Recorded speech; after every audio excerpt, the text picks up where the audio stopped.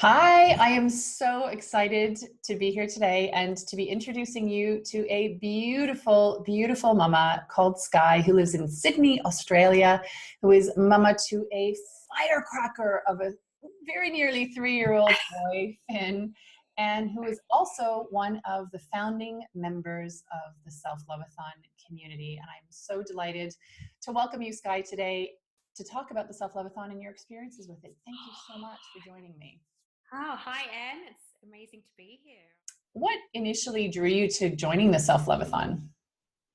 That's a really good question. It was very much a case of right place at the right time for me. I'm pretty sure Finn, my son, was about 2.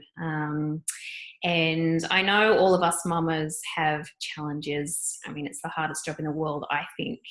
For me, I'd been pretty much a solo mama and then a single mum. And it was really hard. And I was just absolutely exhausted. I was depleted. And if I'm really honest, I didn't want to get out of bed. At the time when I found out about it, when you reached out, I was thinking, wow, what has happened to me? Where is that spark gone? It was so dim. And also just knowing that I had to show up each day and do something about this. And it was almost like a dedication to myself to say, okay, I'm not going to beat you up about how you're feeling, but it's got to change. We've got to do something because you have a 2-year-old boy that needs you to be okay in order for him to be okay. So yeah, that's really it. That's what pulled me in and helped me become excited about it a better way. I'd love to know, what did you learn about yourself during the month that we spent together? I think at the very top level, the highest level, I was putting myself way down on the to-do list, on the priority list. And I guess, with things being so challenging and I've got this little bundle of joy to look after, I dedicated everything to him, every last resource and reserve that I had. And I just realized that I was so depleted and under-resourced myself that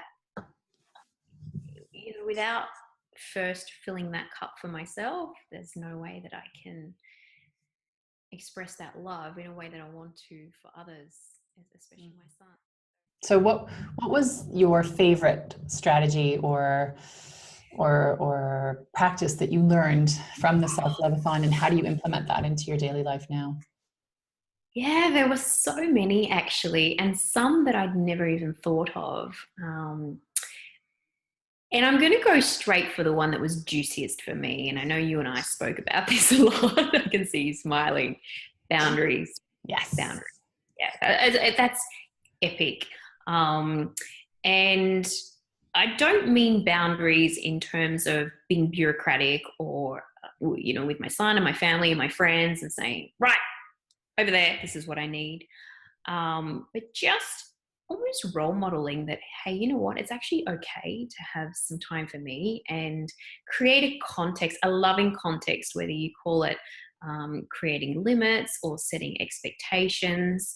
And to be really honest, I'm still working on that one, but it's the life-changing one for me. And I know that I still have more to do, but my son at the time was only 2. He's now almost 3, and we have dialogues about it now, and he's starting to understand, and he's starting to play that back to me. And he's even starting to I think in his own way express when he needs space, when he needs time as well. So yeah, it's not a me versus them way to create boundaries. It's this inherent rich dialogue in which we're learning from one another and getting better as a team at this sort of stuff. Or can I have one more? Oh, Actually, there's yeah. one more that I absolutely love. Well, there's so many more, but the one where we create a beautiful space, call it an altar or just a place in our home where our souls can be at rest. We can fill it with the things that really either inspire us or make us feel rested, or whatever that word is that we're missing or wanting to draw into our life. I've actually done that all through my house. I've recently moved house, and I made such a conscious effort to really create these delightful little spaces, you know, whether it's placement of books or quotes or a beautiful picture or a plant that embodies something. And so yes, it's beautiful, but it's also very symbolic, because every time I glance at it, I'm reminded of this practice, and all the other practices, but the greater practice of self-love, and that I care about myself and I matter. And yeah, that one was really profound for me too. That's really beautiful, and I'm pleased that it's something that you're able to carry on and carry forward even when we aren't in the middle of a live round, because you know, with the Self-lovathon you can participate during a live round, such as the one that's upcoming, but you can also continue and access all of the information in the videos and all of the writing about it all the time. And it's good to know that it still continues to have that effect on you, and that if you forget, you can always go back in and you can access it again, and it's something that's available to you for as long as the program is. Absolutely. So excited. Yeah. I'm so around as well. Yay. Well, you've sort of already answered my next question, which is, what changes have you made or have you seen within your family since you started adopting some of those practices that you learned in the Self-lovathon? I feel like I've had such a different energy with my son, and even my family and my friends. The shifts have been huge for me. It's taken me out of the fight or flight a lot of the time. So yeah, to more of a place of rest or inquiry. What would you say to someone who might be on the fence about joining the Self-lovathon?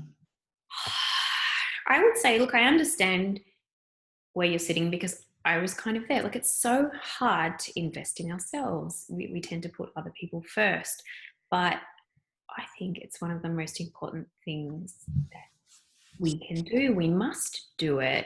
I mean, this motherhood is, I think, the hardest. It's definitely the hardest job that I've ever done.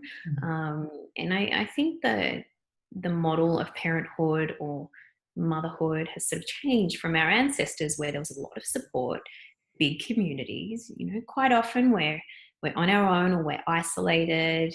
You know, there's a lot of different challenges, and I think it's absolutely mission critical that we do this work. And just knowing that there is a community of people out there to support you. You know, you have access to world's best practice content, and that you're, in a way, really held accountable to showing up and doing the work. I think that, for me, is such a draw card of this program, because you know, it's easy to sort of pick up a book or have a good intention, but it's actually harder to keep it going. But when you know that every day there's a check-in, there's a community out there, we're on the boat, we have a shared vision, I think that's absolutely critical to surviving and thriving this crazy journey.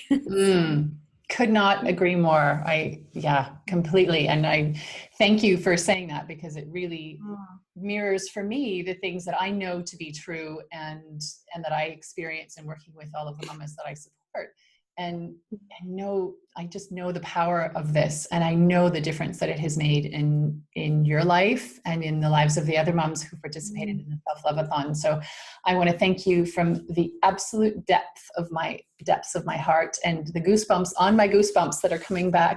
I'm all goosebumpy from our conversation, and I am really, really appreciative of you, and I cannot wait to start the Self-lovathon next live round with you in the community. And to anyone who might be considering joining the Self-lovathon, jump in. It is life-changing.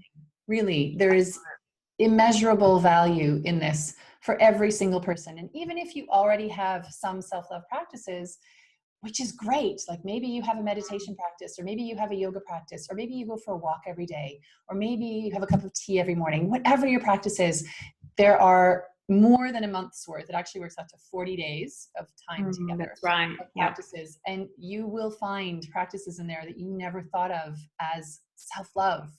And they really, really, really work. And I know they do. I've used them. Really, I can't wait.